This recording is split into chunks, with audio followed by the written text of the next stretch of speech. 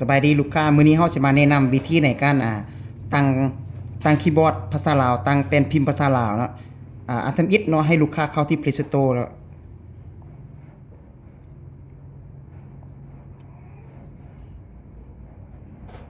เข้า Play Store เลยให้ไปดาวน์โหลดแอปตัวนี้เนาะพิมพ์ตามเฮาเลยเนาะดาวน์โหลดแอปตัวนี้เนาะซื้อแอปว่า Physical Keyboard Layout เนาะตัวนี้เนาะให้เรากดเข้าไปแล้วกดติดตั้งหลังจากนั้นให้เราไปที่ตั้งค่าเนาะไปที่ตั้งค่าไปที่ระบบแล้วไปที่ภาษาและการป้อนข้อมูลแล้วก็ไปที่ภาษาเนาะให้เรามาเพิ่มภาษาตัวนี้เนาะถ้าผู้ใดที่มีภาษาอังกฤษและบ่มีภาษาลาวให้มาเพิ่มเนี่ยถ้าต้องการภาษาใดก็ให้เพิ่มภาษานั้นเนี่ยเพิ่มภาษาลาวเนาะเลือกที่เป็นคำว่าลาวเนาะตัวนี้เนาะเลือกภาษาลาวเนาะมันจะมีอยู่3ภาษาเนาะอันนี้เราจะเพิ่มลง3ภาษาเนาะให้เพิ่มภาษาตัวนี้ก่อนเนาะหลังจากนั้นเราเชื่อมคีย์บอร์ดกับคอมพิวเตอร์เนาะเชื่อมคีย์บอร์ดกับแท็บเล็ต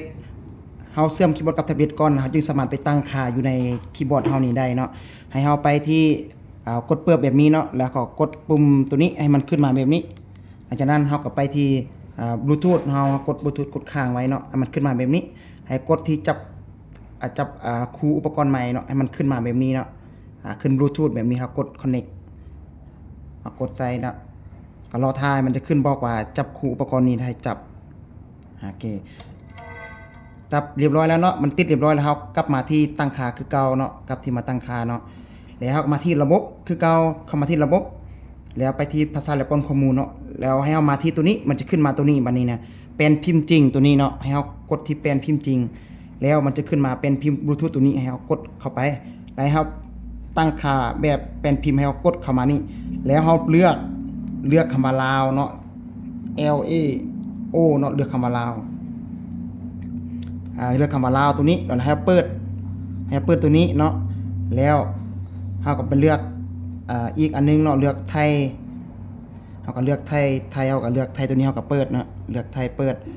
แล้วเฮาก็มาเลือกเป็นภาษาอังกฤษแบบนี้เนาะภาษาอังกฤษนี่มันจะเป็นภาษาอังกฤษอเมริกันเนาะเป็นพิมพ์ Android เฮากดเปิดถือว่าสำเร็จในการเพิ่มเป็นพิมพ์ของเฮาเนาะมันจะมี3ภาษาเนาะวิธีเป็นเพิ่มเป็นพิมพ์เราจะมาลองพิมพ์แบบนี้นะมาลองพิมพ์ข้อมูล